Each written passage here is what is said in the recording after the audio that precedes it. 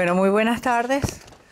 Para el Inter-American Institute for Democracy es un inmenso placer tener una audiencia tan nutrida y tan calificada esta tarde para debatir un problema que consideramos fundamental para la preservación, mantenimiento o reconstrucción de la democracia en América Latina. El tema que vamos a debatir esta tarde es el tema de la corrupción. La corrupción que ha minado las posibilidades de desarrollo de América Latina y que sigue abriéndole puertas a un actor transnacional inesperado, que es el crimen organizado. Como todos sabemos, la corrupción en el gobierno es un cáncer, es una distorsión de la función del gobierno. Desvía recursos, entorpece funciones, destruye iniciativas, crea ineficiencias y en general disminuye o retrocede el crecimiento y el desarrollo de un país. Y eso sin siquiera hacer un juicio de valor moral sobre lo que significa la corrupción para una sociedad, porque fomenta el cortoplacismo, la ausencia de empeño, la ausencia de disciplina y sobre todo la ausencia de creación de riqueza, que es la base de la libertad de cualquier país. Las consecuencias de la corrupción en PDVSA, por ejemplo, que la estamos viendo todos los días en los cables que trae la prensa, han creado el colapso de la economía venezolana, poniendo a 30 millones de venezolanos a sufrir miseria, desolación y muerte. Ahora, esa corrupción de PDVSA es muy fácil de ver, pero la que no es fácil de ver es la otra corrupción, que es la que viene como maridaje de un sistema de gobierno que, en lugar de permitir la libertad de la iniciativa individual, acapara todas las actividades productivas y termina haciendo un acuerdo con el narcotráfico o con el crimen organizado internacional. Eso es lo que estamos debatiendo ahora y esa es la amenaza que se cierne sobre toda América Latina, la penetración del crimen organizado a los estados, particularmente a partir de Venezuela, porque Venezuela es en este momento el nódulo donde este proceso se está consolidando. Y de consolidarse en Venezuela se va a expandir como un cáncer por toda América Latina. ¿Por qué? Porque Venezuela representa el mayor potencial energético fósil del mundo en este momento. Y es a través de esos conductos que se ha producido el matrimonio entre crimen organizado y gobiernos corruptos. Hoy contamos con un panel excepcional para nosotros presentar la causa del gobierno, la causa de la corrupción y sus devastadores efectos sobre Venezuela y sobre América Latina. Tenemos a Casto Canto, que es un periodista investigador que se destaca en todas las áreas del periodismo, habiendo hecho carrera en el Universal en Venezuela y posteriormente en el Miami Herald y en Univisión. Por su trabajo de investigación para esta cadena, que se tituló El Chapo Guzmán, Eterno Fugitivo, fue galardonado con un Emmy en el 2014. Es editor de Vértice News, que es un portal y servicio de noticias dedicado a América Latina. Se le describe como especializado en la investigación sobre corrupción y narcotráfico, tráfico humano, inmigración y América Latina en general. Su afán investigador y de denuncia lo llevó a escribir el controversial libro Chavistas en el Imperio, publicado en el año 2014 tras varios años de investigación, donde nombra y detalla las operaciones que han llevado a cientos de personas asociadas con el chavismo a crear fabulosas fortunas sin otra razón aparente que ser próximos al régimen y mantenerlas en los Estados Unidos, aprovechando todas las prebendas de ser rico en el llamado imperio y que tanto denuncia en Venezuela el régimen. Este libro popularizó un término que va a ser leyenda, que es el término de boliburgueses y sus derivaciones. También tenemos con nosotros a Maybor Petit, otra gran periodista investigadora con credenciales académicas que la han acostumbrado a no hablar sin documentación comprobada acerca de la corrupción. Sus denuncias sobre la corrupción en PDVSA no exoneran a nadie, mucho menos a potenciales candidatos presidenciales que por ahí rondan. Su reciente cobertura detallada y análisis del caso de los narcosobrinos es ejemplar como periodismo, tanto desde el punto de vista de reportaje como de investigación. Mantiene varios blogs sobre temas sociales y políticos, pero su blog Venezuela Política es referencia obligada para mantenerle el pulso a la corrupción en Venezuela. El régimen y sus acólitos le han hackeado este blog y ha recibido 22 amenazas de muerte por su contenido. Maybord nos honra hoy con su presencia en este panel.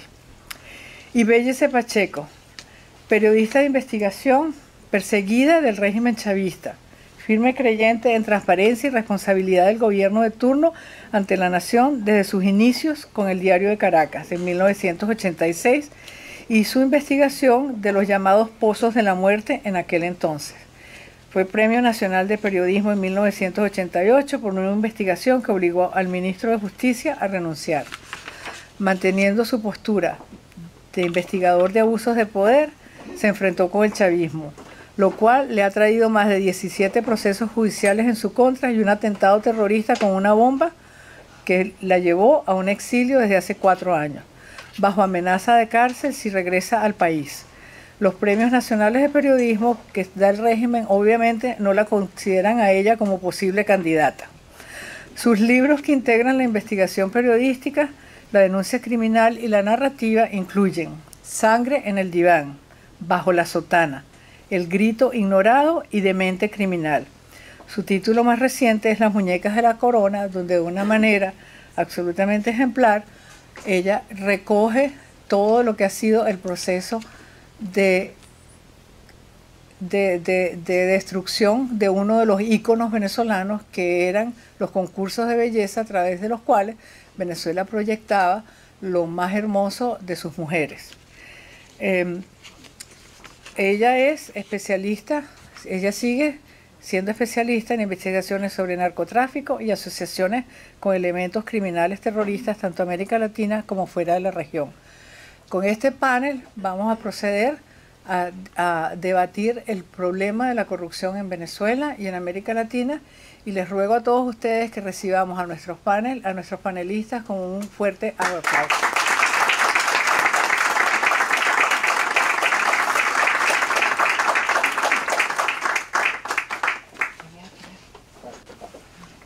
Bueno, Castro, por favor.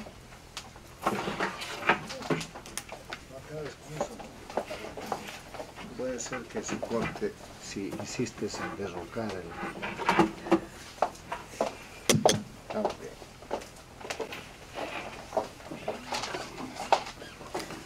Bueno, buenas tardes, gracias por la invitación del Instituto Inter-American Institute for Democracy, especialmente gracias a las personas que están al frente, comenzando por Betty Rangel. El señor Armando Valladares, un ícono de la lucha. Estaba diciendo que... ¿Se puede subir? Sí. Cosa funciona así.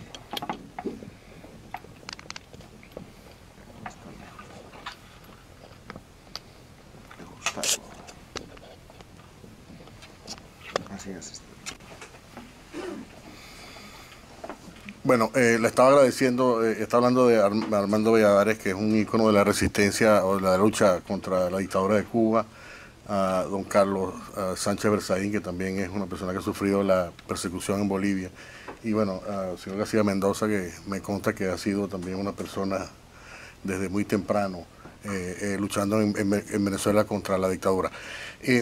Me invitaron a hablar sobre el tema del dinero chavista en la Florida, y yo quería escribir bastante sobre ese tema en el libro de Chavistas en el Imperio, pero me gustaría, además de hablar un poco sobre ese tema, me gustaría hablar también sobre otros temas que tienen que ver más con el dinero, no solo en la Florida, sino en general en el continente, que yo creo que es una de las cosas que está cambiando constantemente y que pinta, o sea, si uno se pone a ver eso, esas redes, uno entiende muchas de las cosas que están pasando en este momento en Venezuela. Y yo diría que podría ser una gran clave para resolver muchos de los temas y para, digamos, en la lucha contra la dictadura. Durante muchos años, casi desde el principio, y eso ustedes probablemente lo han leído hasta el cansancio, los chavistas siempre desarrollaron ese gusto por el dinero. Y yo tengo muchas anécdotas. Por ejemplo, yo conocí muchos chavistas en la etapa temprana, ¿no? Incluso pre-chavista, que todos eran básicamente, había por ejemplo gente que eran estudiantes de la UCB y nunca habían tenido una cuenta bancaria o una tarjeta de crédito o no habían tenido ningún tipo de trabajo que le proveyera algún tipo de bienes materiales. Entonces cuando llegó el gobierno, todas estas personas se ubicaron y yo le comentaba a gente en ese momento que había que hacer un San Francisco de Asís para resistir la tentación de no meter la mano en el bolsillo y llevarse dinero del erario público. Bueno, eso pasó, por supuesto, a cantidades inusitadas, ¿no? Y sin precedentes. Hay un organismo en Suiza que monitorea todos los casos de corrupción en el mundo, y el caso venezolano es de lejos 3 veces más grande que cualquier caso precedente que haya, ¿no? En términos de corrupción. Obviamente la Florida, por un lazo histórico que había, se convirtió en una capital de ese dinero, porque la gente era muy fácil venir aquí y mucha gente tenía ya, conocía o aspiraba a conocer a esta zona que donde hay mucha relación histórica, comercial con Venezuela. Pero obviamente todas estas redes se extendieron a otras ciudades, por ejemplo Nueva York, por ejemplo en otros lugares como Atlanta, como Nevada, por ejemplo, etcétera. Es decir, que fue creciendo, o sea, ya no solamente el dinero se almacenó o se trajo o se invirtió aquí en la Florida, sino que también fue a otros, digamos, otros lugares de Estados Unidos. Y al principio, aparte de las cuentas bancarias, etcétera, muchos bancos, por ejemplo, había bancos en Miami que enviaban aviones a buscar dinero en efectivo en Caracas para traer de clientes que estaban comenzando a principios del año 2000. Incluso hubo un episodio con un banco que no voy a mencionar, que tuvo un problema porque trajo tanto dinero que ellos tuvieron que explicar, o sea, tuvieron problemas de explicar por qué, de dónde venía ese dinero, ese dinero en efectivo. Los bancos están autorizados a mover ese tipo de cantidades con unas autorizaciones, etcétera. Pero bueno, ya eso iba a ser, digamos, era una muestra de lo que era de lo que iba a ser la tendencia. Luego hubo muchas inversiones, por ejemplo, en bienes raíces, luego en varias partes, ¿no? Bastante en la Florida. Y luego entonces se desarrolló, por ejemplo, la industria de la aviación. Es decir, en Miami los venezolanos se convirtieron en y hay expertos aquí de la aviación que lo pueden confirmar, se convirtió en el mercado, o sea, los venezolanos se convirtieron en los mayores compradores de aviones o repuestos de aviones en la Florida, ¿no? Más que los brasileños, por ejemplo, que tienen o han tenido siempre una actividad bastante notoria en ese campo. Y entonces, aquí, por ejemplo, se construyeron flotillas enteras de aviones privados. Había gente, por ejemplo, que tenía 70 aviones,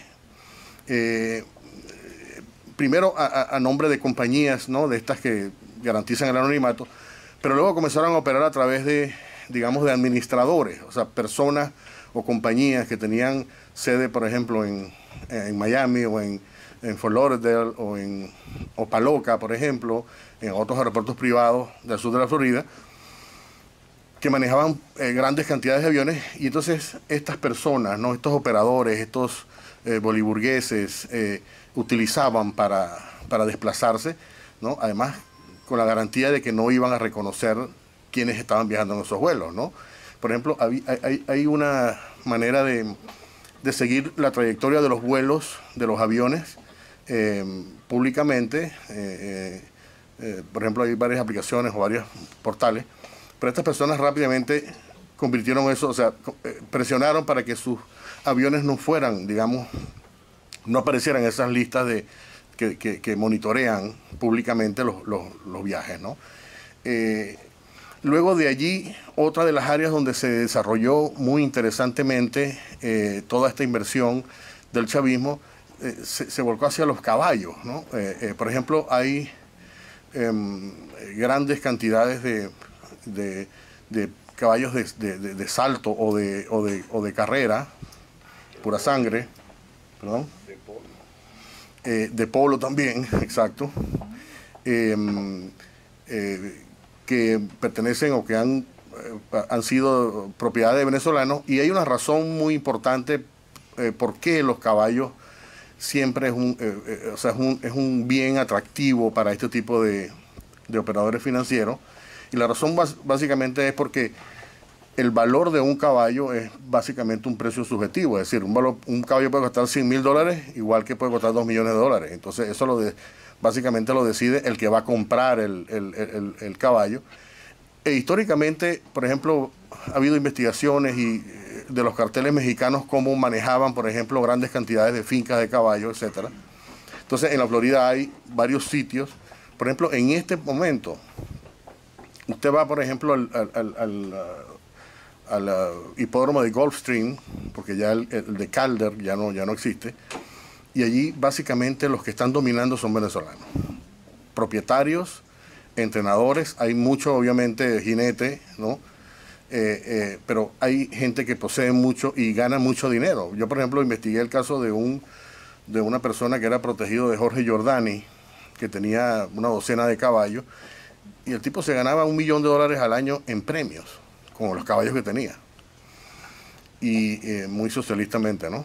Entonces, pero ya han ido más, por ejemplo, hay la capital de la cría de caballos de carrera en la Florida y probablemente en Estados Unidos, una de las grandes capitales, es una localidad que se llama Ocala, que está al norte, una hora norte de Orlando, donde eso hay cantidad de fincas enormes, mucho dinero allí también, hay enormes cantidades y volvemos a lo mismo, ¿no? O sea, caballos, o sea, el negocio de los caballos se presta mucho para el tema del lavado de dinero, y esto no es un secreto, esto es una cosa que ha sido estudiada. Entonces, esto está ocurriendo también. Y lo otro es el tema de todas las operaciones, digamos, que pasan a través de cuentas y de institutos, de organismos bancarios, de instituciones bancarias de Estados Unidos. Entonces, esto ha sido, digamos, lo que han hecho los chavistas, pero hay un nuevo desarrollo, porque todo el tema de la riqueza es una cosa que va mutando constantemente, ¿no? O sea, lo que antes era, por ejemplo, hace 5 o 10 años era propiedades, bienes raíces, edificios. Por ejemplo, en una ocasión hubo una persona que compró un edificio entero en Coral Gables, que básicamente estaba que eran testaferros de grupos de militares. Entonces, pero eso ya está cambiando. Entonces, la tendencia ahora, la última tendencia del dinero venezolano es chavista, perdón. Entonces, hay, por ejemplo, muchas transacciones de todo tipo, pero más que todo financieras, que utilizan Estados Unidos como plataforma para enviar a otros lugares o simplemente para estacionarlos aquí, ¿no? Y ya no tanto buscando propiedades o buscando caballos o buscando aviones, sino más bien entonces están en el negocio de la carga, por ejemplo, ¿no? Y entonces hay unas operaciones, porque a medida que el gobierno ha ido evolucionando, digamos, ¿no? Y esto es una de las cosas que es una de las teorías que yo estoy, o sea, en la cual yo estoy convenciéndome cada vez más. Yo creo que a partir de esta debacle que introdujo la llegada de Maduro progresivamente desde hace 4 años, en 2013, 5 años ya, esta gente ha desarrollado o sea, el nivel de la economía que ha desarrollado ya es o sea, están desarrollando una economía paralela a lo que era tradicionalmente el origen de la economía en Venezuela, que era fundamentalmente petrolera, pero había también turismo, etcétera. Entonces ellos están, a medida que avanza el autoritarismo, están poniendo a un lado, o sea, están perdiendo el interés en las industrias legales, por ejemplo PDVSA, y están ahora creando una economía de extraordinarias proporciones que no, prácticamente no la monitorea nadie. O sea, en Venezuela mucho menos, o es más difícil de monitorear. Y la razón es muy sencilla. Ellos creen que el petróleo los hace vulnerables. Es decir, una sanción de Estados Unidos, una prohibición para detener la venta de petróleo, les produce un problema serio si tomamos en cuenta que el 90 y pico % de la economía venezolana está basada en el petróleo. Entonces tú le quitas el petróleo y es que ellos deberían derrumbarse técnicamente. Pero ellos se están preparando para que eso no ocurra. Entonces están acudiendo a una cantidad de actividades criminales o al margen de la ley que va desde cocaína en muchas más grandes cantidades hasta la utilización, por ejemplo, de PDVSA e incluso el Banco Central para lavar cantidades enormes de dinero que también viene de la venta de contrabando de minerales, de venta de petróleo, venta de hierro, de aluminio y obviamente droga, cocaína, y no solo cocaína, sino también drogas sintéticas, que es otra de las nuevas tendencias en Venezuela.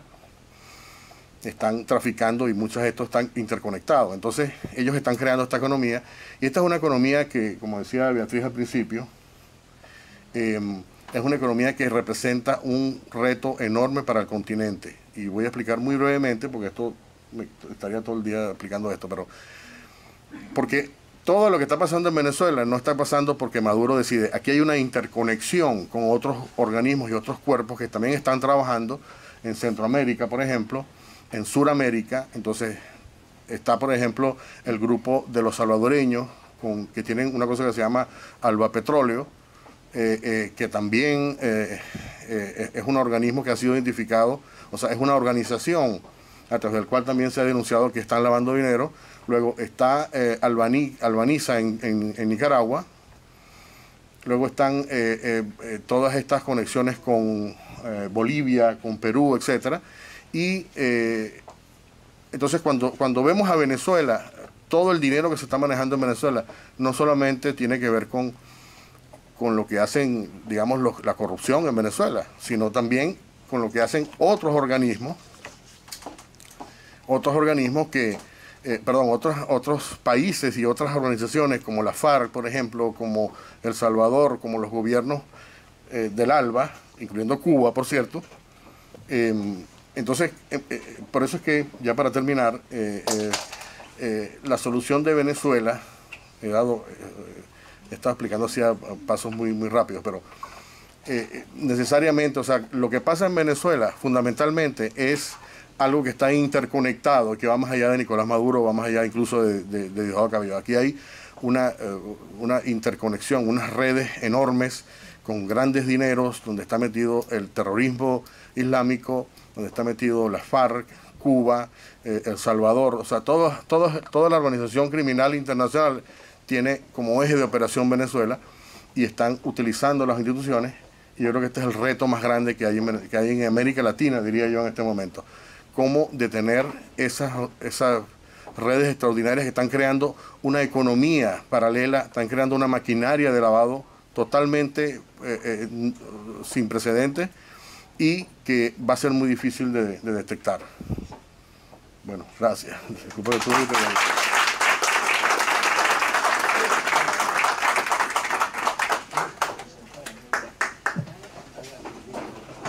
Muchísimas gracias. Creo que quedó bien documentado el tema de que la corrupción que está campeando en Venezuela y que va a tomar América Latina viene por lo que es la sangre de la economía, que es el sector energético y el sector financiero. Ahora le damos las gracias a Castro, y viene Ibellice Pacheco con su presentación sobre su libro Las muñecas de la corona.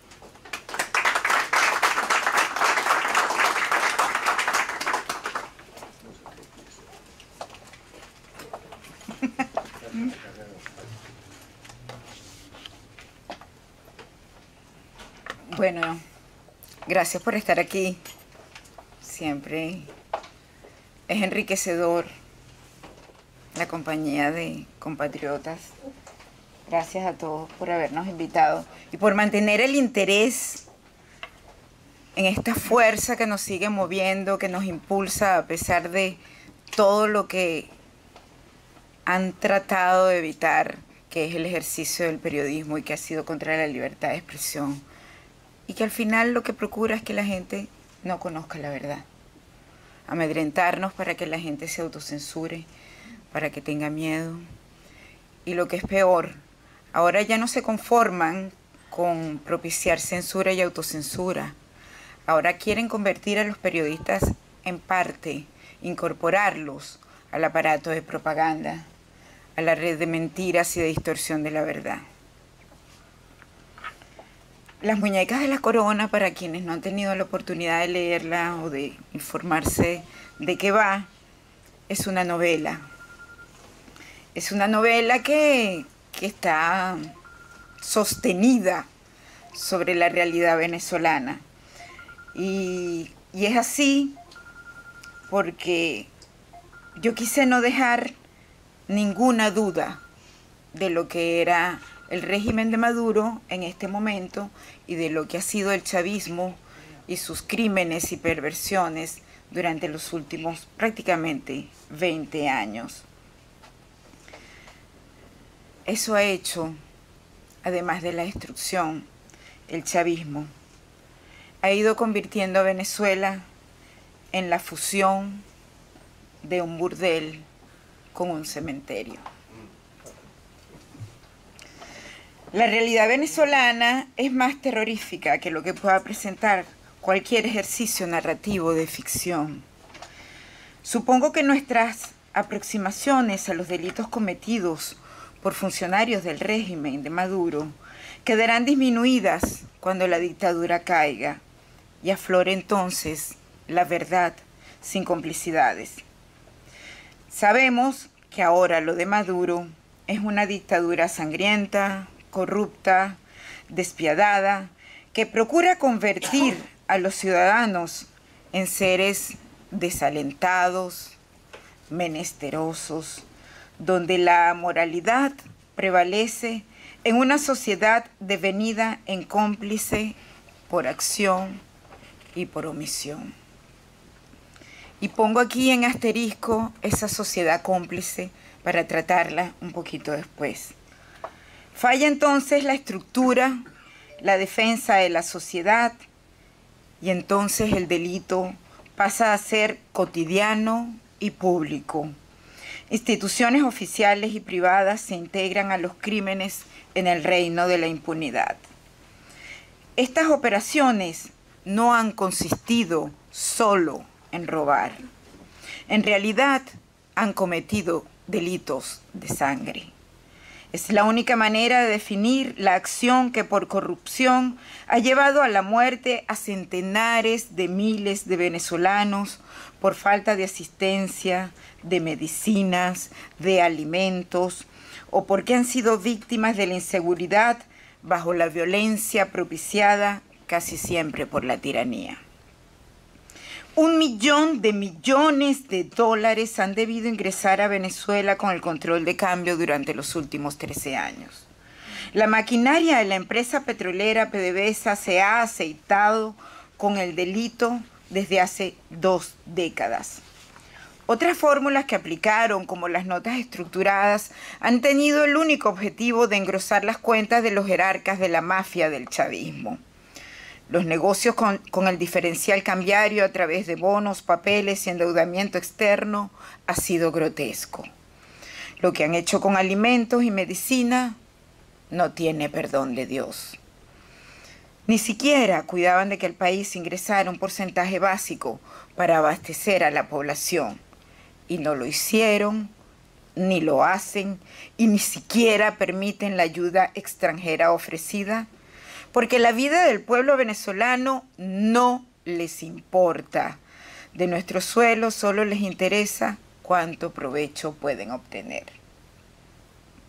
Pero además, es tal la impunidad que la mafia chavista se complace en exhibir los bienes adquiridos en su desfalco. Sus yates, aviones, apartamentos de lujo, como bien los ha registrado Castro, fiestas, Todas son vociferadas en las redes sociales y en cualquier medio al que les plazca pagar. Procuran que quede registrada la extravagancia más onerosa, como una manera de humillar a la gente que está sufriendo la consecuencia de una crisis creada por ellos.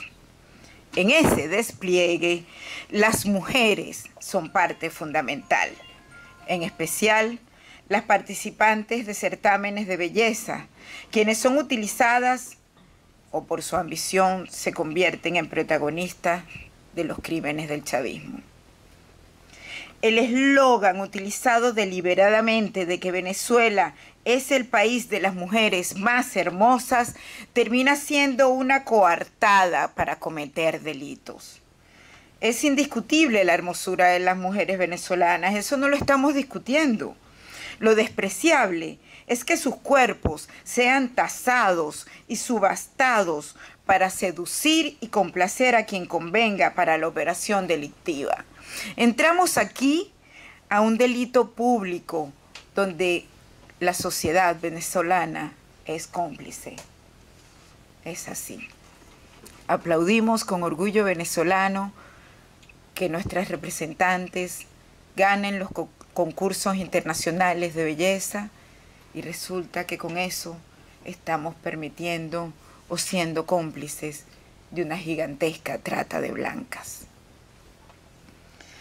Son cada vez más frecuentes los casos de concursantes del principal certamen de belleza venezolano que aparecen con millonarios montos en sus cuentas personales en Andorra, en Panamá o con propiedades en Estados Unidos. Ellas se han integrado a complejas estructuras financieras que esconden el origen del dinero y lo legitiman. Luego de la reciente salida de Osmel Sousa al concurso Miss Venezuela, dije públicamente, celebro que esté fuera y no creo que las venezolanas le deban agradecimiento a un personaje que las ha cosificado y las ha utilizado para su beneficio personal en connivencia con la jerarquía chavista que exhibe como amantes o esposas a reinas de concurso de belleza. Al azar podemos poner cualquier ejemplo, pero ahí está el presidente del Tribunal Supremo de Justicia, que recientemente hizo una fiesta donde llevó container de bebidas y comida para celebrar el cumpleaños de su esposa, ex concursante de Miss Mundo. En Venezuela en este momento, como si se tratara de un producto de primera necesidad, 2 empresas de medios de comunicación se están disputando las franquicias de Miss Universo y Miss Mundo. La razón es fácil de comprender. Los concursos internacionales son el sello, el certificado que le colocan al ganado. Los galones de ascenso son la marca que cotiza el producto a muchísimo más precio. Así están las cosas en Venezuela. Muchas gracias.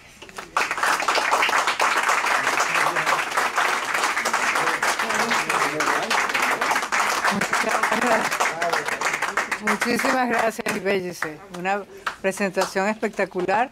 Ahora tiene el derecho de palabra Maybor Petit, que nos va a conversar sobre la narcodictadura. Gracias. Bueno, primeramente, mil gracias por la invitación al instituto y a ustedes por estar acá presentes. Me toca cerrar con este tema que sin duda alguna ha despertado interés internacional. He tenido oportunidad de acudir a varios encuentros, a varios conversatorios y conferencias que tratan de explicar la razón por la cual Venezuela se ha convertido en un narcoestado, por qué Venezuela es una organización criminal que tiene entre sus ramas no solamente el poder político, sino que tiene a nivel internacional y nacional un enorme poderío económico y una serie de tentáculos que van más allá de este hemisferio. Esto sin duda alguna se convierte en un tema de preocupación a nivel internacional. Y son muchos los gobiernos que están trabajando el tema y finalmente, una vez de haber sido discutido en salones pequeños o grandes, se ha llegado a la conclusión que Venezuela está regida por una serie de carteles que están organizados de una manera extraordinaria, muchas veces difícil de detectar a primera vista. Hay investigadores que han dedicado tiempo, horas, viajes, conversaciones con muchos de los testigos que han venido suministrando una serie de evidencias que dejan claro que en Venezuela funciona una organización criminal y que esa organización criminal, como les digo, tiene poder político y poder económico y una presencia en los países que incluyen a los Estados Unidos. Los carteles de la droga en Venezuela están conviviendo con una especie de institucionalidad precreada gracias a la cobertura de muchos juicios sobre narcotráfico acá en los Estados Unidos, especialmente en la Corte del Distrito Sur de Nueva York. He venido hilando cabos sobre cómo se ha venido tejiendo esa enorme red que además ha establecido unas relaciones estratégicas con grupos terroristas del Medio Oriente. Y eso le permite al gobierno de Nicolás Maduro y le permitió al gobierno de Hugo Chávez mantener el poder y establecer una línea que es difícil de tumbar y de romper. Hace aproximadamente 2 años tuve oportunidad de viajar a través de un iPad, porque como ustedes podrán imaginarse, mi presencia en Venezuela, así como la de muchos otros periodistas de investigación, no es bienvenida. Y a través de ese iPad pude lograr cómo se produjeron los grandes avances en los pueblos que están no solamente ya paralelos a la frontera, sino también en los centros importantes como Caracas, como Carabobo y particularmente en el estado Anzoátegui, donde reina una especie de absoluta complicidad entre diversos carteles de la droga. Tuve oportunidad de conversar con padres que perdieron a sus hijos, no porque fueron asesinados, sino porque entraron al cartel, porque no tenían un mecanismo de supervivencia y no tenían una vía para poder estudiar o conseguir un mecanismo que les permitiera enfrentar el caos que está viviendo Venezuela.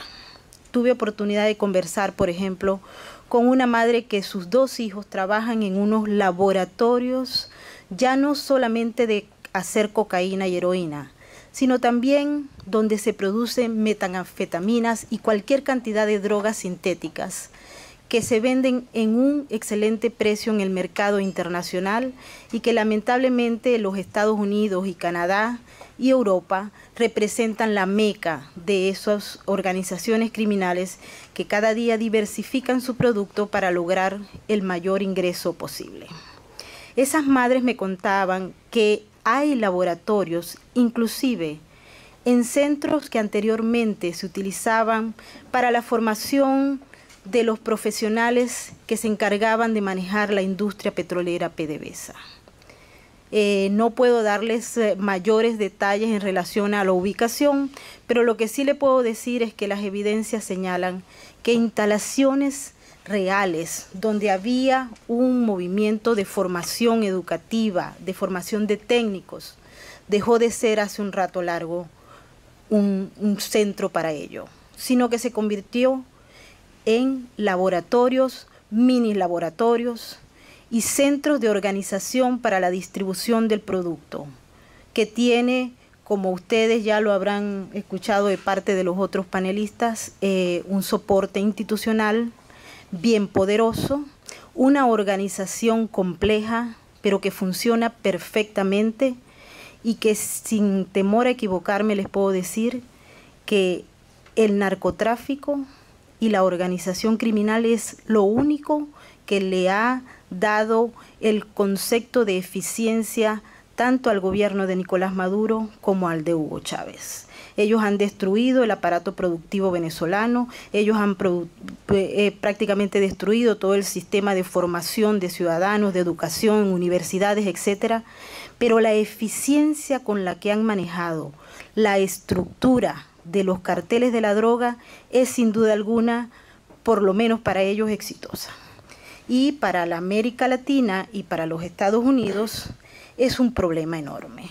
Hay una estructura que, como les digo, está conformada por agentes no solamente del poder político, como ustedes saben, sino que incluye al poder militar.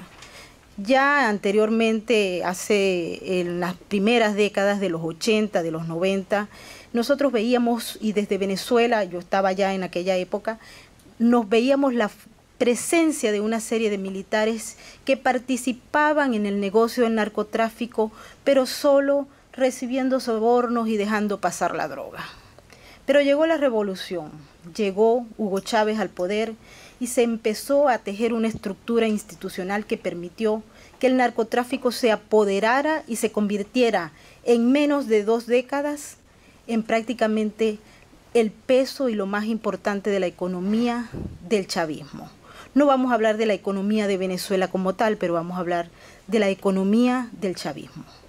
Los militares cumplieron con una serie de transformaciones que van desde la eliminación de algunas leyes y la creación de otras leyes que le dieron mayor poder de vigilancia y concentración al poder, especialmente al Ejército y a la Guardia Nacional.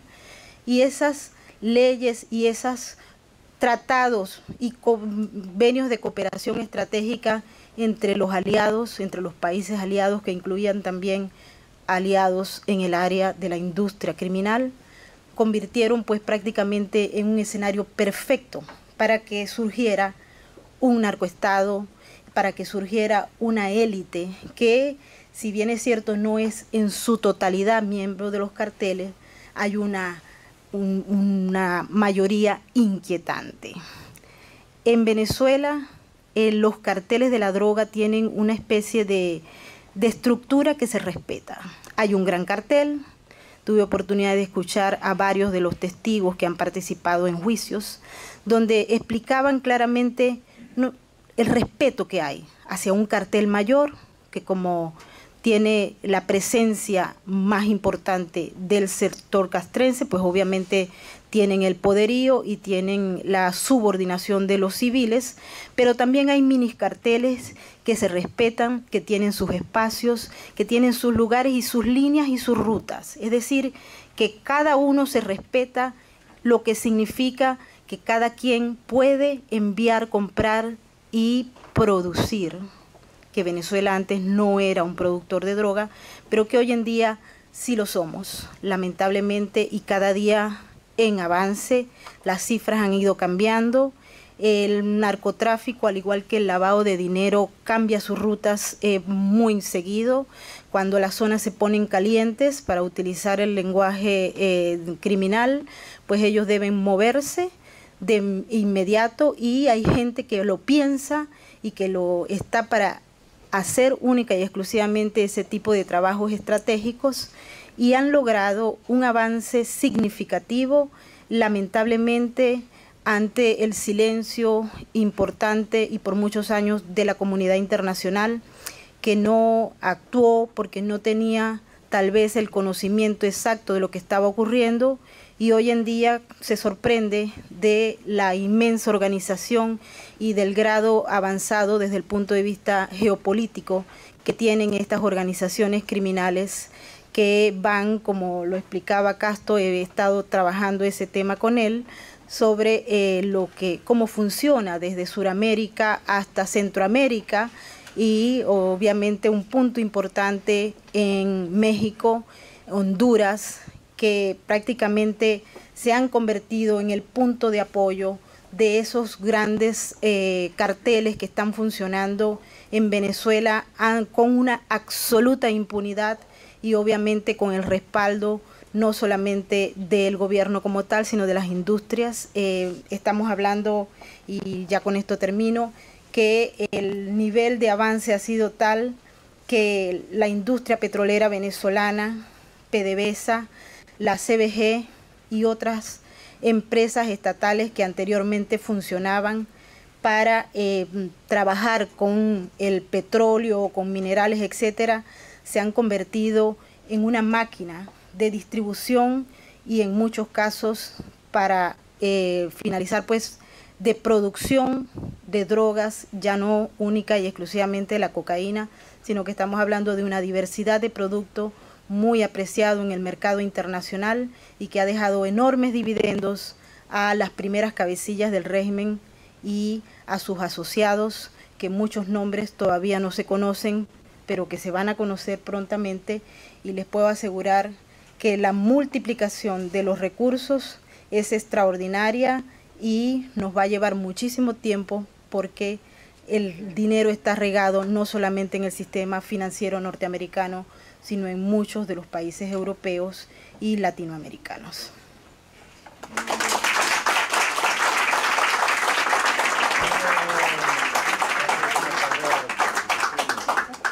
Bueno, muchísimas gracias, Maybor. Ahora tiene la palabra para unas reflexiones de cierre nuestro director ejecutivo, Carlos Sánchez Berzaín. Después vamos a abrir un periodo de preguntas y respuestas.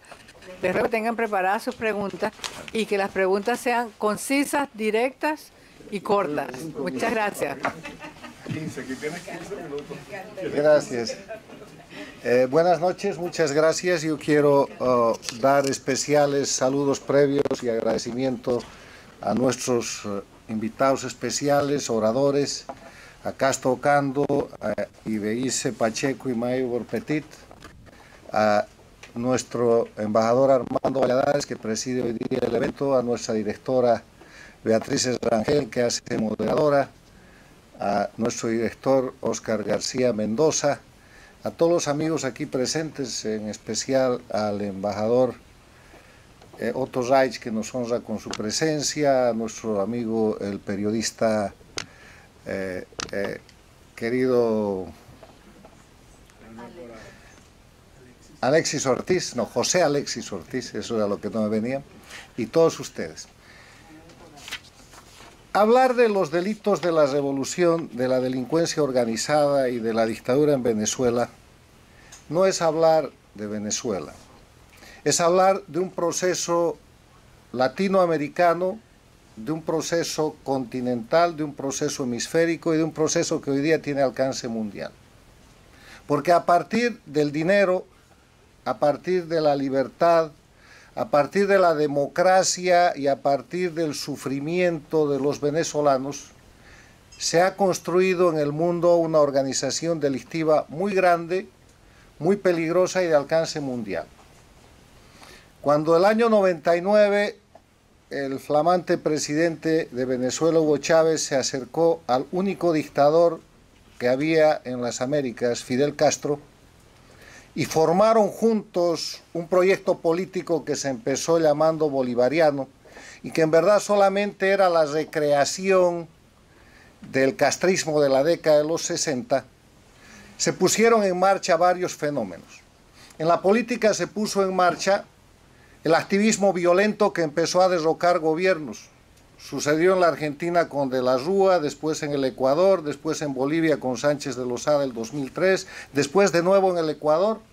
Hace tiempo que no caían gobiernos. Claro, la década del 90 fue una década tranquila porque el castrismo, la dictadura cubana, no tenía dinero para conspirar ni para llevar adelante procesos subversivos, porque se había caído el muro de Berlín, se había terminado la Unión Soviética y no había subvención. Y la Cuba castrista dictatorial se estaba extinguiendo en su proceso del periodo especial. Pero llegó Chávez y los cubanos castristas hicieron lo que sabían hacer, primero políticamente, subversión. Segundo, pusieron en manos de Chávez el proyecto de la expansión de la revolución castrista en las Américas y reemplazaron el foquismo por el electoralismo. Y con el dinero de Chávez, de los venezolanos y el discurso populista, se apropiaron de las herramientas de la democracia y empezaron a ganar elecciones, entre comillas, para tomar el poder y a partir del poder destrozar las democracias con los instrumentos de la democracia. El primer ejemplo fue Venezuela. Chávez juró sobre la moribunda constitución, hizo su constituyente y ese fue el principio del fin, porque empezaron a hacer legal lo inconstitucional, empezaron a hacer constitucional lo ilegal hasta legalizar el crimen e institucionalizar a través de lo que yo llamo leyes infames como normales y regulares acciones verdaderamente criminales. Pero eso no se detuvo en Venezuela. Se expandió por toda América y casi que tocó a Estados Unidos. Recuerden ustedes a Chávez promoviendo y otorgando dinero, combustible, petróleo y recursos en el Bronx de Nueva York, en estados de los Estados Unidos, o expandiéndose como ha logrado expandirse con un partido en España. Chávez manejó el dinero venezolano a discreción para crear dos cosas: darle vigor al proyecto criminal político castrista que había fracasado de manera armada con las guerrillas de los 60 y los 70, después de ensangrentar no solamente el continente, sino también parte del África, y crear un mecanismo de control del poder al servicio del crimen organizado. Ese es el resultado que tenemos hoy día, del cual se ha librado por mecanismos democráticos la Argentina, del cual ha salido el Brasil al suplantar el gobierno del Foro de Sao Paulo, de Lula y de Rousseff, que está demostrándose su corrupción. El que resistió siempre el Perú, aunque sus dirigentes políticos con la otra mano participaban de la corrupción estándar a través, por ejemplo, del proyecto Odebrecht o de lo que se llama lavallato, en el que cayeron los países del denominado Petrocaribe y aún se sostienen con el soborno del petróleo que les compra su voto a nivel internacional para sostener la mafia del socialismo del siglo XXI, del castrochavismo en los organismos internacionales, y que acaba de ser derrotada hace unos días con la primera votación histórica en la Organización de Estados Americanos, en cuyo Consejo Permanente la democracia ha derrotado al crimen organizado con el primer voto mayoritario que ha habido en contra de la dictadura de Maduro en Venezuela. Es que el tema es que a partir de esta situación hay dos Américas: una América democrática y una América dictatorial, como yo la he descrito en un libro que ya tiene casi 2 años, pero que mirando la realidad objetiva de los hechos, esto va más allá. Hay una América democrática y una América dictatorial que se ha convertido en América criminal. Porque la dictadura es un concepto político, pero cuando el Estado es tomado por el crimen organizado, entonces eso deja de ser un concepto político para pasar a ser un concepto de amenaza a lo que es la seguridad y la paz internacionales y convertirse en crimen organizado transnacional que no está en el ámbito de la política, sino en el ámbito de aplicación de la Convención de Palermo que tanto se ha comentado. Ustedes conocen que la democracia como política tiene como elementos esenciales el respeto a los derechos humanos, la libertad, el Estado de Derecho, la división e independencia de poderes, las elecciones libres y justas y la libre organización política. Hay que aceptar también que en democracia hay corrupción. Hay corrupción donde hay ser humano, pero la democracia permite prevenir, acusar, sancionar y recuperar lo que se ha producido en materia de corrupción. Y si no, miren lo que está pasando en el Perú con presidentes, expresidentes presos, legítimamente perseguidos por casos de corrupción, lo que está pasando en el Brasil con Lula, y compárenlo con lo que está pasando en Venezuela, donde pese a 35 o 50 millones que recibió el dictador, nada vuela, o lo que pasa en el Ecuador, que es un país de este grupo de las dictaduras del crimen organizado, que está tratando de salir, pero que todavía con la otra mano encubre y no termina de incorporarse a la democracia. En cambio, en las dictaduras del crimen organizado, la corrupción es un elemento esencial, porque convierten ese elemento esencial en delitos de acción habitual para hacer leyes infames a través de un poder legislativo controlado, para controlar un poder judicial que produce encubrimiento, impunidad y que termina formando narcoestados. En esa dinámica, hoy día tenemos en América a Cuba, que es el líder de este grupo. Es un líder que ha puesto fuera de su territorio el centro, el hub del manejo, el eje del manejo del crimen organizado, que va del narcotráfico a los delitos que puedan imaginar, incluidos los delitos contra la libertad y la trata de personas que aquí se han comentado. Y ese hub que está ubicado en Venezuela está operado por la dictadura más antigua de las Américas. Es el castrismo el que está detrás de esto y tiene sus satélites en el gobierno del dirigente cocalero que también ha convertido a Bolivia en narcoestado, Evo Morales, y en otro lugar de lavado de dinero y de encubrimiento de una serie de delitos a través de simulaciones empresariales, que es Nicaragua con el dictador Ortega. Y este es un grupo muy poderoso. Ese hub que opera en Venezuela tiene control de estados, tiene poder político, tiene control de la fuerza a través de las policías y fuerzas armadas que subordinan y tiene control del poder judicial. Pero además tiene influencia internacional. El peligro internacional es que tienen gobiernos aliados, dictaduras como Corea del Norte, países interesados en el discurso antiimperialista o en la acción contra la democracia más importante del mundo, que son los Estados Unidos, como Rusia, Irán y otros países. Votan juntos en los organismos internacionales y tienen bloques que permiten a Cuba llegar a la Comisión de los Derechos Humanos de las Naciones Unidas, o que permiten a Bolivia formar parte del Consejo de Seguridad y presidir el Consejo de Seguridad. Atrocidades que ponen mecanismos de los organismos internacionales más importantes en manos del crimen organizado, con propósitos de encubrimiento y con propósito de sostenimiento.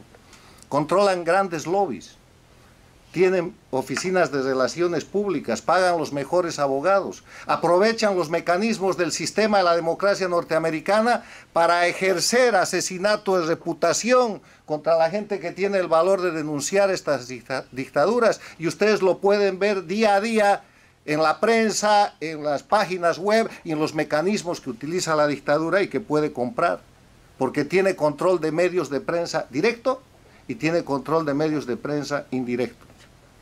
Es una mafia en control de estados y es una mafia con gran influencia internacional. Termino con una reflexión de que frente a este peligro tan grande, ¿qué se puede hacer? Primero hay que considerar que son un grupo de delincuencia organizada en declive. Eran mucho más poderosos hace 5 años, ahora están en decadencia porque están en evidencia.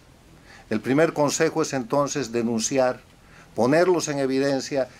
Valiente gente como la que me ha precedido en el uso de la palabra, Casto Cando, la señora Pacheco y la señora Petit, no solamente son investigadores, son héroes de la democracia a los que hay que respaldar y a los que hay que ayudar para incentivar a que haya más como ellos.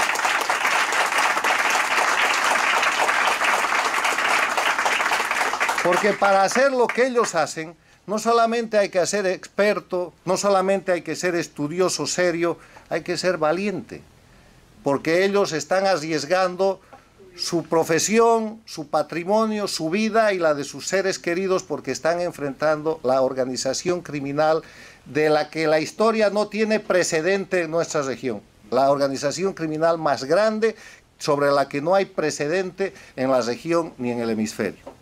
Otra cosa que hay que hacer es algo que se está haciendo pero que hay que profundizar. Y es hacer que los países que han empezado a defender la democracia no lo hagan por una consideración al pueblo venezolano o a las migraciones masivas que se producen o a la crisis humanitaria que hay allá, porque procesos similares se están viviendo de una u otra manera en Bolivia, en Ecuador, en Nicaragua y qué digamos en Cuba. Lo hagan por interés propio, porque esta organización de crimen organizado es una amenaza para ellos, porque el rato que puedan los desestabilizan, les meten una guerrilla, les ponen un golpe de Estado y los inundan con narcotráfico, porque además estos países de los que estamos hablando, Venezuela es un narcoestado, Bolivia es un narcoestado y el resto de los países son las órbitas que los protegen. Yo termino agradeciendo para dar lugar al debate y diciéndoles que este es el gran desafío para la gente que defiende la democracia. Separar la política del crimen. Los políticos pueden tener errores, pueden cometer delitos, pueden tener, y hay corruptos políticos, hay políticos corruptos, pero eso está muy lejos de lo que es la organización criminal que ha logrado controlar el poder político, que no son políticos, que no son gobernantes, que no pueden ampararse en la soberanía para proteger sus crímenes, que no pueden usar el derecho de haberse apropiado de estados para seguir ejerciendo el crimen y para pedir inmunidades y privilegios, Y esa es la gran tarea. Hay que separar la política del crimen organizado y señalar con claridad que Cuba, Venezuela, Bolivia y Nicaragua y el Ecuador en sospecha, si es que las cosas no son más claras, y Colombia bajo amenaza, están bajo la sombra y control del crimen organizado transnacional. Gracias.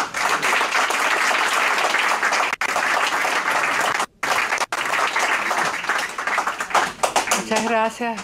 Ahora vamos a empezar el proceso de preguntas y respuestas. Les ruego levantar la voz, levantar la mano y para poderles ir asignando el derecho de palabra.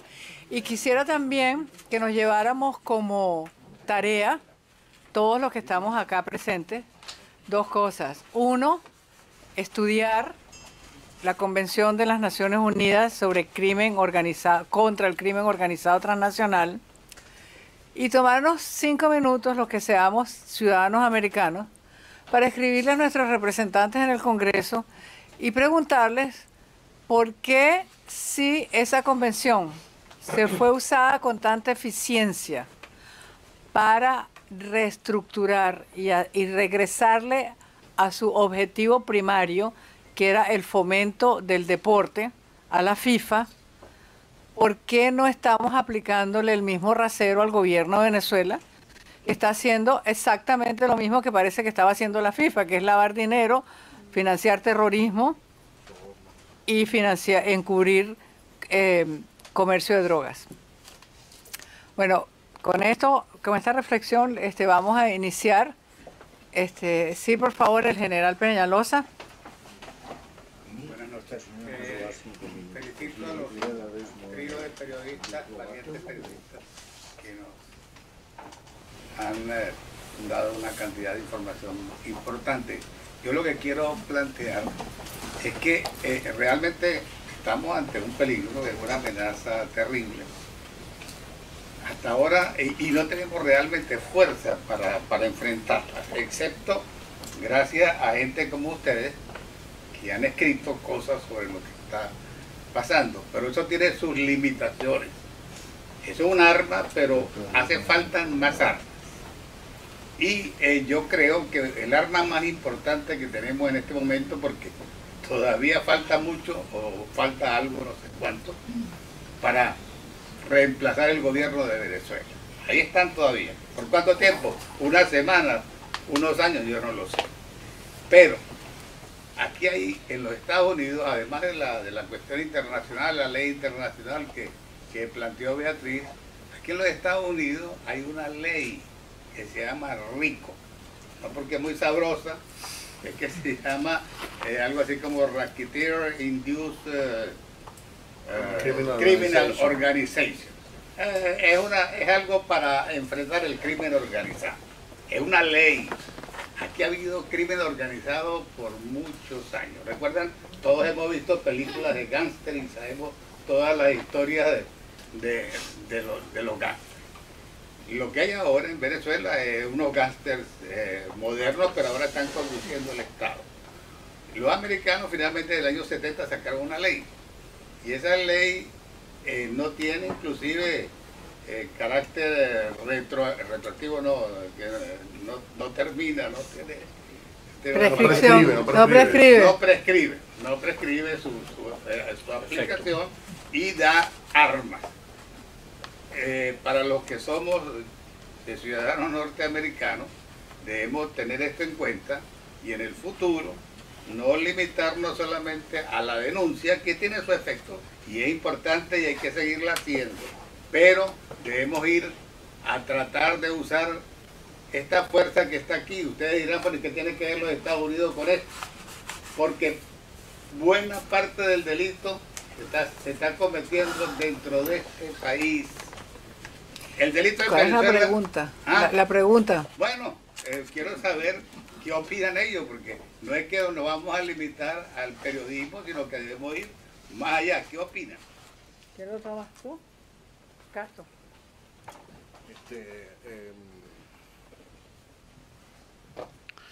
Por cierto, aquí tenemos una persona que conoce bastante bien el tema de RICO, que es el embajador Otto Reich.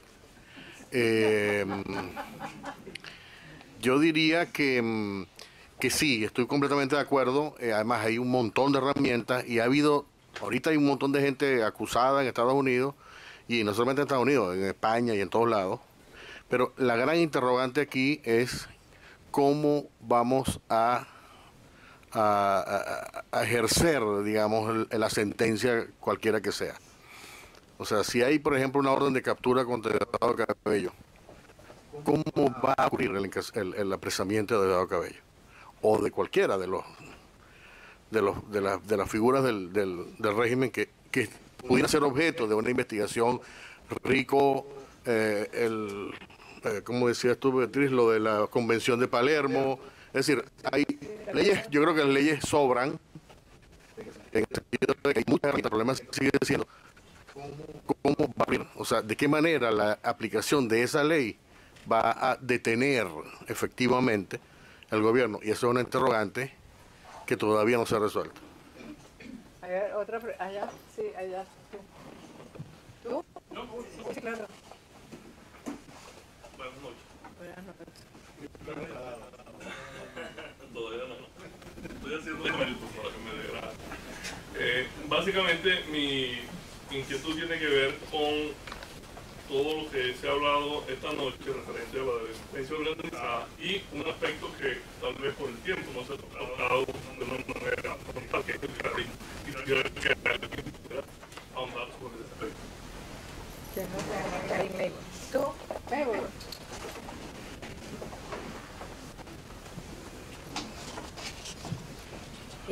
Al amigo que preguntó el asunto del terrorismo, el tema de la organización criminal incluye el terrorismo. Es decir, estamos hablando de delincuencia organizada, cómo enfrentar el terrorismo, igual que cómo enfrentamos los carteles de la droga.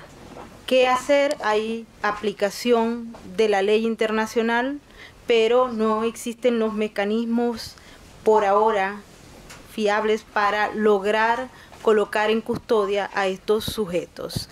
Los Estados Unidos han enfrentado y han llevado a cabo junto a países aliados la lucha contra el terrorismo por muchas décadas, y hasta ahora las organizaciones criminales terroristas han sido absolutamente creativas para establecer nuevas estrategias que muchísimas veces superan a las leyes o a las personas que se encargan de imponer la justicia.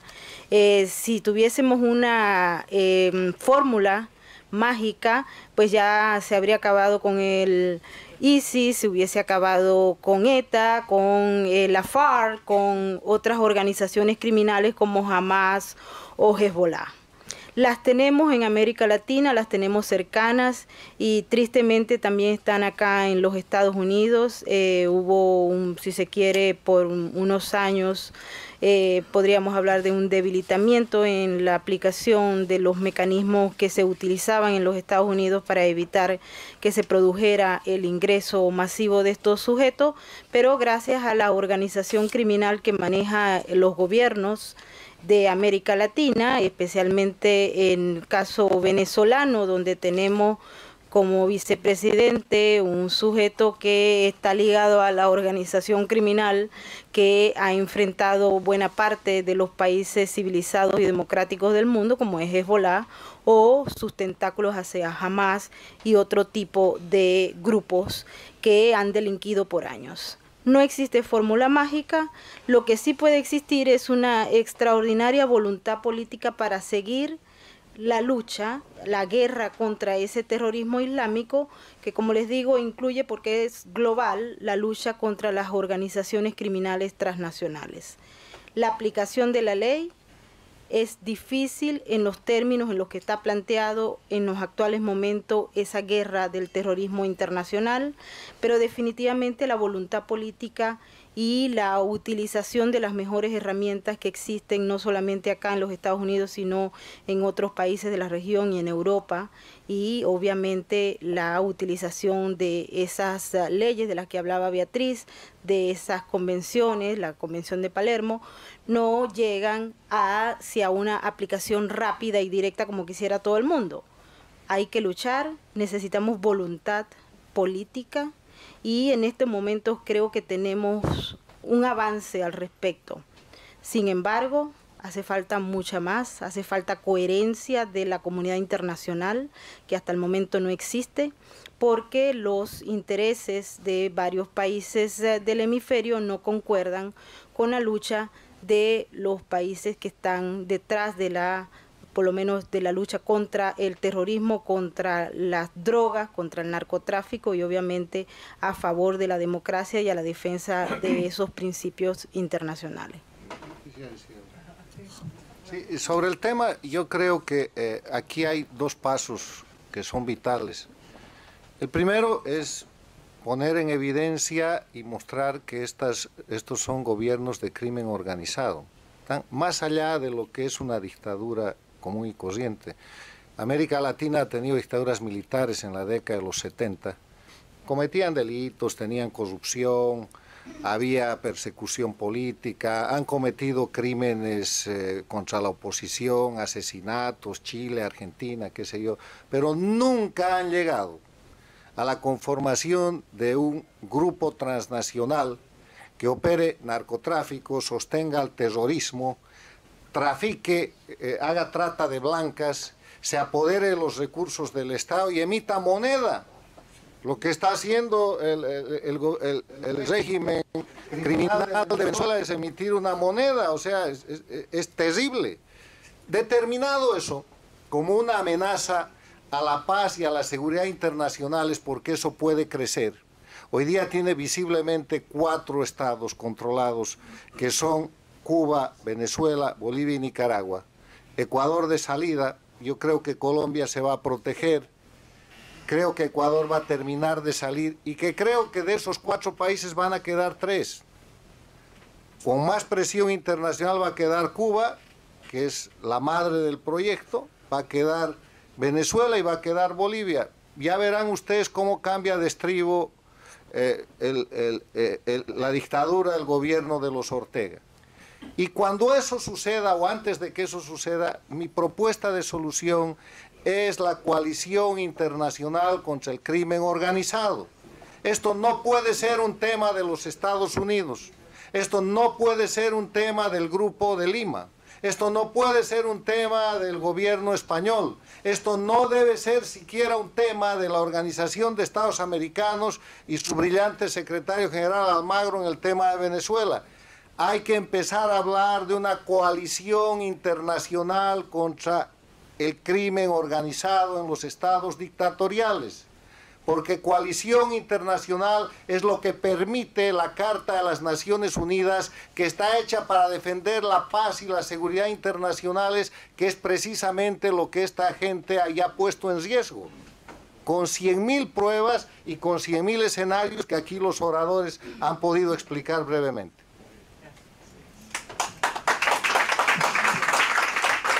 Tiene la palabra Alex. Para hacer un rápido comentario. Detrás viene otro. Virtud de la libertad de expresión, José Lori. El comentario es el siguiente. El brazo de la bandidocracia venezolana es muy largo, ¿verdad? Y aquí algunos periodistas, de una manera titánica, heroica, como el caso de Neighbor, de Castro y de Bellis, están haciendo un esfuerzo por desenmascarar esa bandidocracia. Pero dentro de Estados Unidos hay enchufados y boliburgueses que están financiando campañas para desacreditarlos a ellos, para restarles credibilidad. En consecuencia, yo lo que quiero hacer es un llamado modesto a que le demos a este tipo de compañeros respaldo moral, respaldo político, pero sobre todo respaldo material, porque el esfuerzo que tienen que hacer es muy grande. Muchas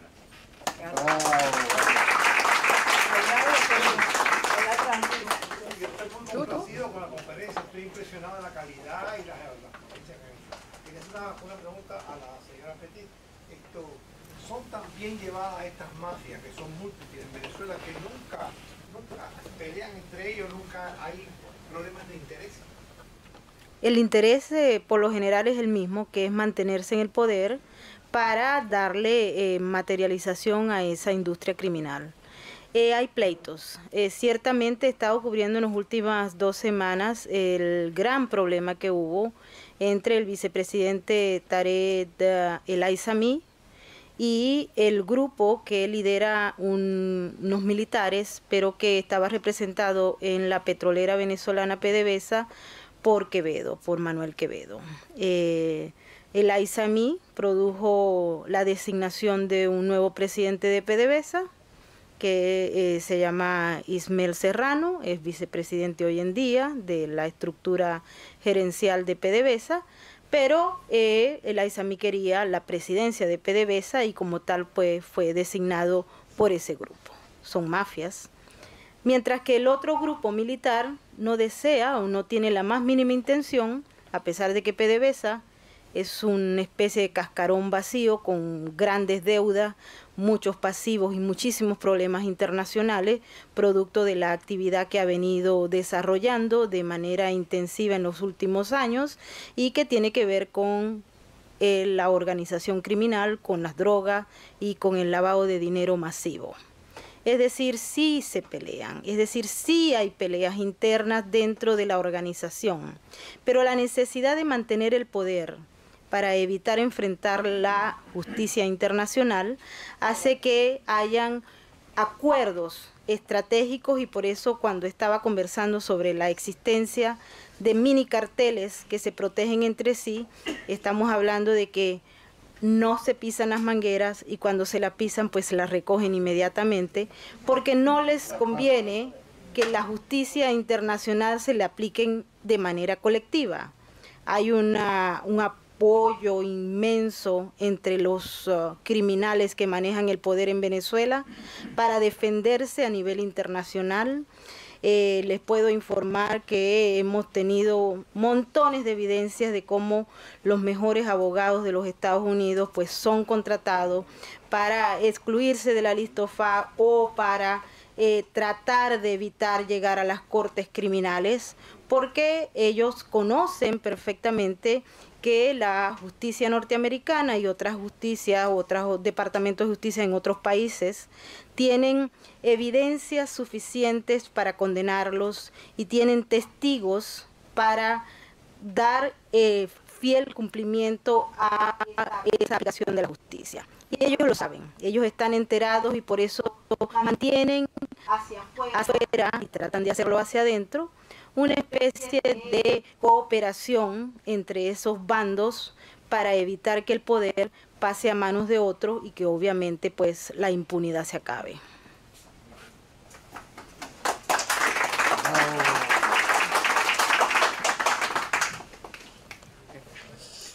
Había una pregunta por acá.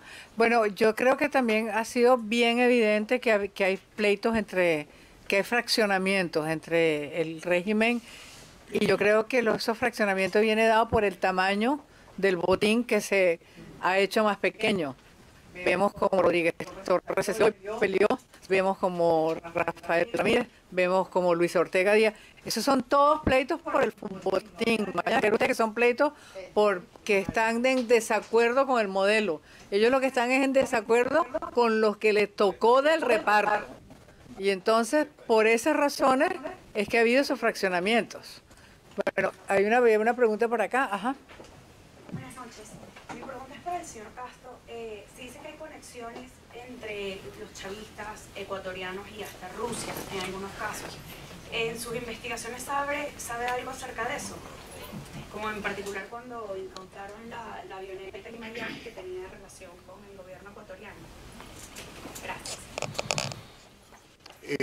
Bueno, ha habido una relación histórica entre, sobre todo en la época de Rafael Correa, con operaciones en Venezuela, y había incluso algún tipo de, por ejemplo, hubo varios aviones que se detectaron trayendo o haciendo vuelos, digamos, entre Quito y Caracas, que no se sabía, se especulaba que probablemente estaban traficando con armas, pero también con droga o con por lo menos lo que se llama precursores o pasta básica. y luego hubo episodios en los cuales había también un auge, o hubo también un auge, y por cierto una utilización también de la estructura diplomática en el caso de Ecuador, un poco similar a lo que pasaba en Venezuela, por ejemplo, que una vez que se descubrió en la embajada en Italia ecuatoriana, un intercambio, o sea, utilizaban la valija diplomática para llevar cocaína para Italia, eso fue un caso. Pero yo creo que eso ha cambiado, ha disminuido. Yo creo que en el caso de Ecuador, como no tiene el lujo del petróleo, no tiene excesivos, digamos, ingresos, es una economía bastante dolarizada, ¿no? Y yo no soy muy conocedor de la economía, pero tengo entendido que es así. Entonces, Correa no tenía mucho margen de maniobra, es decir, probablemente le costó mucho más porque Chávez tenía toda una chequera durante muchos años. Entonces, en Ecuador las distorsiones no fueron tan notables o no han sido. Hubo algún tipo de corrupción, por ejemplo, de pago de sobornos como en todas partes, y se habla de que, por ejemplo, en el caso de Correa, que tenía unos operadores, ¿no? A través con el petróleo, y luego tenía también cuentas realmente protegidas en Dubái, y eso es un tema que se está bajo investigación. Pero aparte de eso, la relación con Venezuela, con otros países como Bolivia, por ejemplo, o yo añadiría El Salvador, que también es un lugar de tráfico intenso, ¿no? Y de lavado de dinero con Venezuela. Bueno, el embajador Otto Reich, por favor. Yo quisiera dirigirme a lo que dijo Carlos Sánchez Berzaín sobre la necesidad de unir a países en la guerra contra no solo la delincuencia, sino el papel, por ejemplo, de estos gobiernos radicales. Aquí muchos venezolanos saben que los eventos del 11 de abril del 2002, en aquel momento, en mi opinión, hubo un golpe, un levantamiento militar, una reacción a una orden ilegal por parte de Hugo Chávez. Lo sacaron del poder y 2 días después el hemisferio entero criticó a Estados Unidos por haber apoyado a un golpe militar en Venezuela. Casi todos, si no me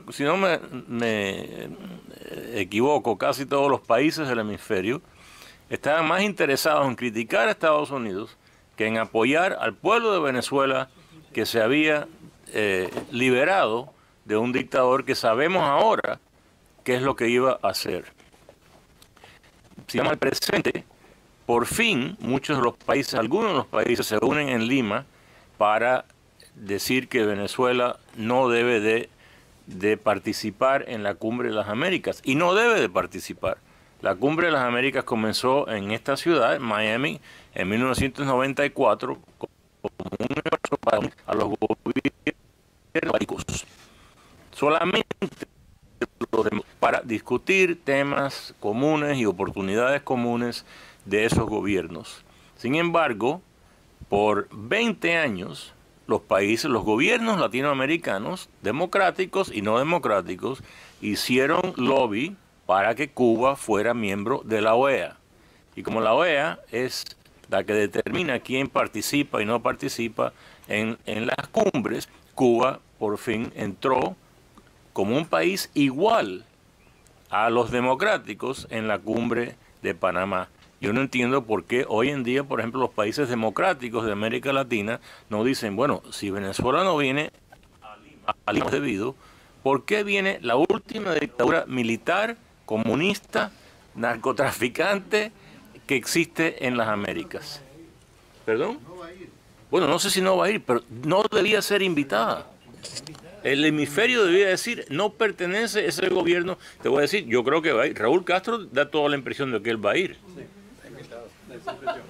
Gracias, embajador. Gracias. Muchas gracias. ¿Hay alguna reflexión que sería ya la última? Pero tú eres el último y allá hay una. Okay. Raiza. Raiza Velázquez.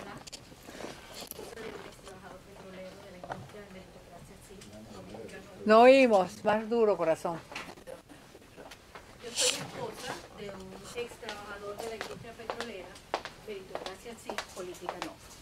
Me llamo Raiza Velasco. El embajador Carlos Versailles, creo que es su apellido. Sánchez Versailles. Usted hizo una disertación excelente en referencia a ayudas para el caso latinoamericano en el cual Venezuela se encuentra involucrada. En su oportunidad, usted hace la mención de que puedan algunas personas participar y ayudar. Pero yo veo el mismo fenómeno que vi en Venezuela, con el caso de mi esposo y mío. Jamás pertenecimos a partidos políticos. Jamás hicimos nada que tuviera que ver sino con la defensa como ciudadano. Pero a la final, uno se quedó sin recursos. Fuimos enemigos del régimen oficialista, chavista de oportunidad, y también de la oposición cómplice. Y le estoy hablando del año 2002, a partir del año 2002. Si uno quisiese ayudar aquí en los Estados Unidos, yo soy ciudadana americana, uno no tiene la posibilidad del intelecto que se está perdiendo para la lucha, poderla aplicar. En el año 2011, lo conocí a usted, señor Otto Reich, en Washington. Yo fui la señora que hice la disertación sobre que no podían haber elecciones si no habían condiciones para el país. En Venezuela, Alejandro y yo nos encargamos de hacer escritos informativos para la sociedad, para los partidos políticos, para las ONGs, para los gremios, para los sindicatos. Y eso no surtió efecto. Primero, porque o no leían, o no les interesaba, porque estaban todos implicados. Aquí donde uno está, uno como venezolano, duda de quién está al lado de uno, porque hay muchas cabezas que son testaferro, uno sospecha, pero uno no puede aseverar algo con el cual no tiene las herramientas en mano. Entonces, mi pregunta, si nosotros quisiéramos ayudar, mi esposo aquí presente y yo, que la capacidad intelectual de nosotros se está perdiendo para ayudar a los Estados Unidos, como lo dije en el 2011, porque Estados Unidos ahora es mi país, y ya yo veo el monstruo que se devoró Venezuela, cómo se está devorando a los Estados Unidos. ¿Cuáles son los caminos que usted nos pueda indicar para nosotros aportar y sobrevivir financieramente? Porque románticamente no se puede vivir. Gracias.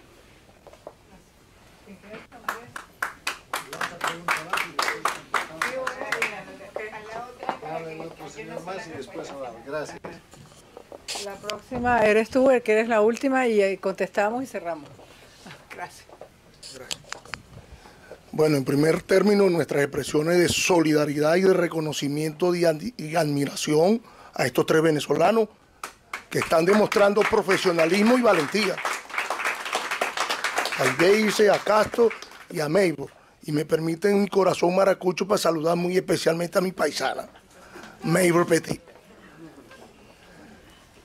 Es una narcotiranía, un estado criminal que ha negado las libertades y le niega la comida y la medicina a la gente. Razones más que suficientes para no participar en el mega fraude electoral que está convocado para el mes de mayo. El señor Otto, experto en esta materia, yo quiero preguntar, y Beatriz asomó una salida. La coalición de naciones para permitir la injerencia humanitaria se puede basar en dos doctrinas. La doctrina Monroe América para los americanos. Se usó bien usada y en algunos casos mal usada. Pero allí está una doctrina. Y la otra doctrina es la doctrina, a mi juicio, la doctrina Betancourt. Cero relaciones con los países que no tengan democracia. Y por eso, en esa cumbre no deberían asistir los países que no tienen democracia. Así pues que la pregunta es muy sencilla. La doctrina Betancourt, la doctrina Morro, para acabar con la narcotiranía en Venezuela. Gracias. A ver, y queda una ahí, por favor, pregunta. Pregunta. Gracias. Bueno, yo me voy a atrever a no hacer una pregunta, sino a leer lo que dice el número 2243 del Catecismo de la Iglesia Católica, que a mí me sorprendió. El Catecismo de la Iglesia Católica, y esto lo pueden ver en la página del Vaticano, dice lo siguiente: la resistencia a la opresión de quienes gobiernan no podrá recurrir legítimamente a las armas, sino cuando se reúnan las condiciones siguientes. 1. En caso de violaciones ciertas, graves y prolongadas de los derechos fundamentales. 2. Después de haber agotado todos los otros recursos. 3. Sin provocar desórdenes peores. 4. Que haya esperanza fundada de éxito. Y 5. Si es posible prever razonablemente soluciones mejores. Esto lo dice el Catecismo. A ver, para empezar por el final, el Catecismo que acaba de leer el señor es un reflejo de la doctrina de la Guerra Santa de San Agustín de Hipona, que dice que para ir a la guerra hay que agotar el diálogo y todas las instancias, hay que tener la certeza de una justa causa y la certeza moral de la victoria. Pero además de eso, yo quiero decirles que la Declaración Universal de los Derechos Humanos, en su prefacio, dice que para evitar el legítimo derecho de la rebelión contra la tiranía y la opresión, se proclaman los derechos humanos siguientes. Primero, el derecho a la vida, etcétera, etcétera. O sea que para rebelarse no hay necesidad, sí hay necesidad de la bendición de Dios, el Dios en que cada uno crea, pero eso es un derecho humano fundamental para que precisamente como genera violencia, como genera reacción violencia, ha sido legislado con la Declaración Universal de los Derechos Humanos. En el tema de la doctrina Monroe y Betancourt, muy buenas, pero son para la democracia. Estamos hablando de crimen organizado. Aquí no hay doctrina que alegar. Esas son doctrinas maravillosas cuando se vive en democracia, pero cuando hay unos asaltantes del poder que han generado narcoestados, que son un eje de narcotráfico, que sostienen el crimen organizado transnacional, la subversión, el terrorismo, la trata de blancas, y que se han comido en la ejecución diaria todos los delitos del Código Penal, no hay doctrina que valga. O sea, están más allá de cualquier doctrina, porque precisamente para no cumplir con esas doctrinas y para deslegitimarlas es que en un momento llegaron a controlar y controlan organismos internacionales como la mayoría en la OEA, comités en las Naciones Unidas, etcétera, etcétera. Y el tema de que planteó la señora, la ayuda que se puede dar para luchar contra estas dictaduras no puede llegar al punto en el cual usted ponga en riesgo su familia y de seguridad. Eso es una decisión individual. La lucha contra estas dictaduras es un voluntariado, no hay quien financie esto. A diferencia del crimen organizado que financia abogados, que financia lobbies, que financia oficinas de relaciones públicas, que financia cierto tipo de prensa, que financia esto que ha denunciado Alexis Ortiz, que no es otra cosa que buscar el asesinato de la reputación de esta gente valiente. ¿Cómo van a terminar con la confianza que el pueblo tiene a Maybor Petit, a Casto Cando o a la señora Ibelice, destruyendo su reputación, y para eso pueden decir cualquier cosa, lo que les sirva, y así lo hacen. Y eso se llama en inglés character assassination, y es una práctica en la cual la experticia de la dictadura castrista es muy amplia. Aquí hay mucha gente que es y somos víctimas de ese tipo de ataques, pero la regla es persistir y resistir. Y el tema de la ayuda para derrotar al crimen organizado, a las dictaduras del crimen organizado, en eso cada uno pone sus límites.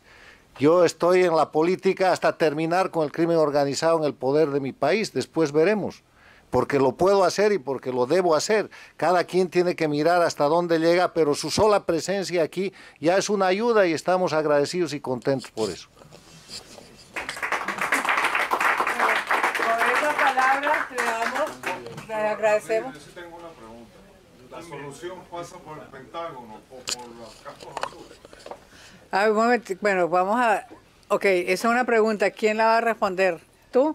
¿También lo de cascos azules o Pentágono? Yo he planteado una coalición internacional para defender la democracia contra el crimen organizado. Eso pasa primero por certificar el diagnóstico. Haga cuenta como en la medicina. Venezuela, Cuba, Bolivia son países que están controlados bajo un sistema dictatorial de crimen organizado, que no es un fenómeno político, sí. Hay que confirmar ese dictamen, hay que confirmar ese diagnóstico, y para eso tenemos que seguir en campaña, hay que afinar la pluma y llevar eso para allá. Se ha dado un gran avance con los 4 informes Almagro sobre Venezuela, pero no hemos visto ningún informe Almagro sobre Cuba, ni sobre, aunque han habido declaraciones importantes hace unas semanas aquí, y no hay nada todavía sobre Bolivia, aunque sí se ha pedido. Se está considerando el tema venezolano como un tema venezolano, que es lo que le conviene a la estrategia cubana, castrista. Hay que integrar a Cuba en ese tema. Ha habido un gran foro en Washington que ha coordinado la misma Beatriz Rangel hace unos días, el 15 de febrero, donde se le ha dicho a los policy makers norteamericanos, es Cuba. El origen de este tema, el control, la dirección de esto, es Cuba. O sea, empecemos a decir las cosas como son.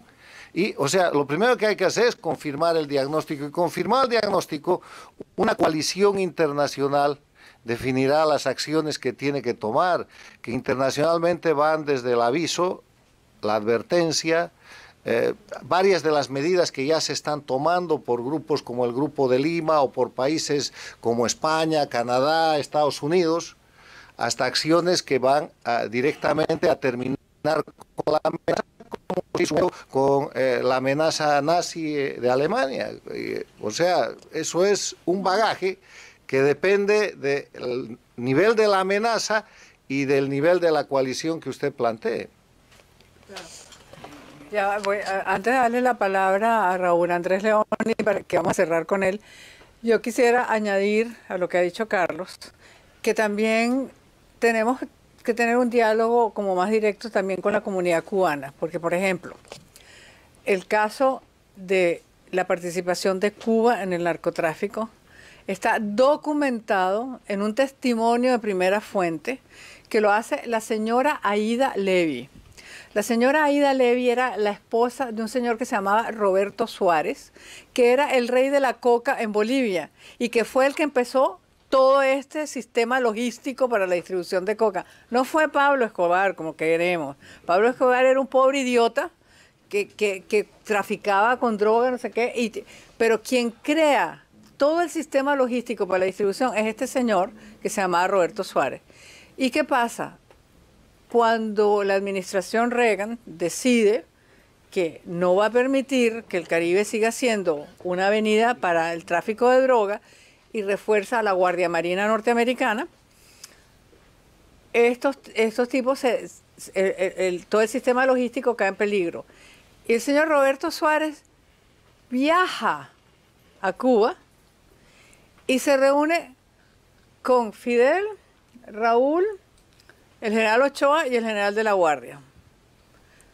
2 muertos, porque eran los únicos testigos, y ahí hacen un arreglo mediante el cual Cuba se presta a hacer el trasvase de la droga y por un precio que es $1 millón diarios.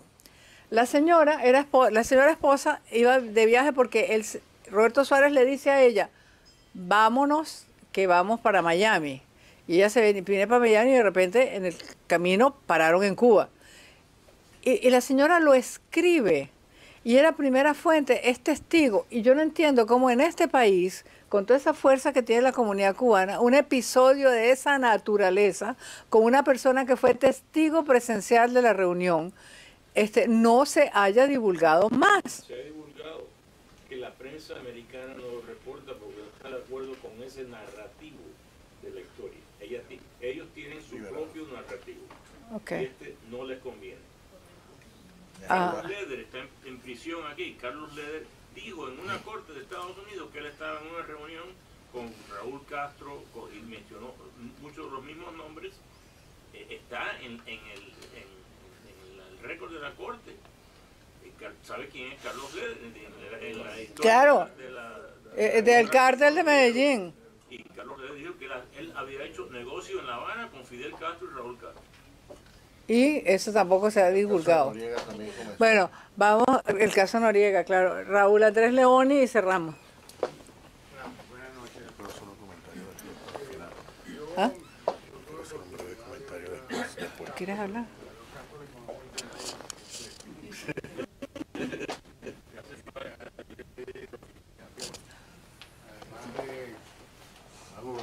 De la preocupación que me significa lo que está sufriendo Mego en este momento con todas estas amenazas que está sufriendo. Pero yo creo que el diagnóstico está perfectamente bien hecho. Lo que decía Carlos Sánchez, creo que es correcto. Yo creo que todos sabemos lo que está sucediendo. Y creo que la gran pregunta que nos hacemos todos es ¿qué podemos hacer? ¿Qué podemos hacer todos, individualmente o colectivamente? Y ahí es donde yo quisiera que centráramos la atención de todo lo que podamos hacer. Porque, por ejemplo, hoy, fíjate, yo estoy seguro que todos los que estamos aquí coincidimos en que estos son unos gobiernos, son unas narcodictaduras, que son unos gobiernos delincuenciales, que trafican con armas, que trafican con droga, que trafican con trata de blancas, etcétera, etcétera.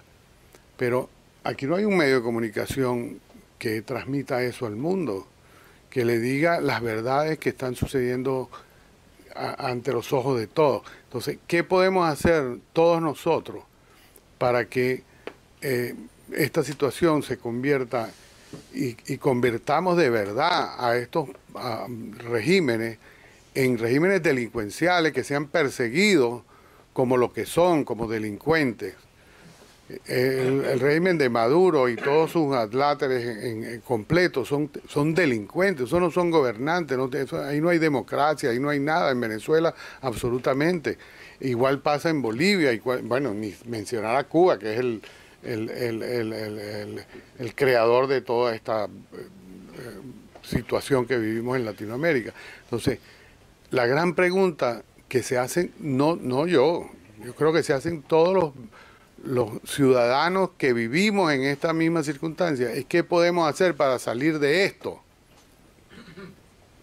Sé que la respuesta evidentemente no es fácil, porque si alguien la tuviera ya lo hubiéramos aplicado, pero si buscamos una forma de, entre todos, de empujar hacia una salida de esta situación, creo que esa es la respuesta que todos andamos buscando. Y esa es la gran pregunta que todos nos hacemos. ¿Qué hacemos? Les pregunto a ustedes, ¿tienen alguien la respuesta?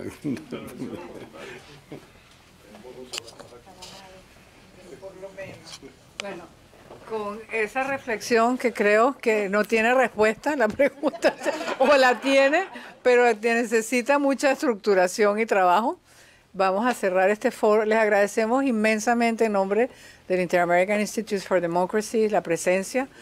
Sabemos lo importante que es para ustedes una noche tranquila en casa y que hayan decidido dejar eso para compartir con nosotros lo que es la preocupación más grande del instituto, que es cuáles son las amenazas que se ciernen sobre las democracias de América Latina que tanto trabajo costó construir Y esta es, quizás la peor amenaza, el matrimonio del crimen organizado con dictaduras que ya se ha ido consolidando y que podría acabar con todo el progreso de la región e inclusive amenazar la seguridad nacional de los Estados Unidos.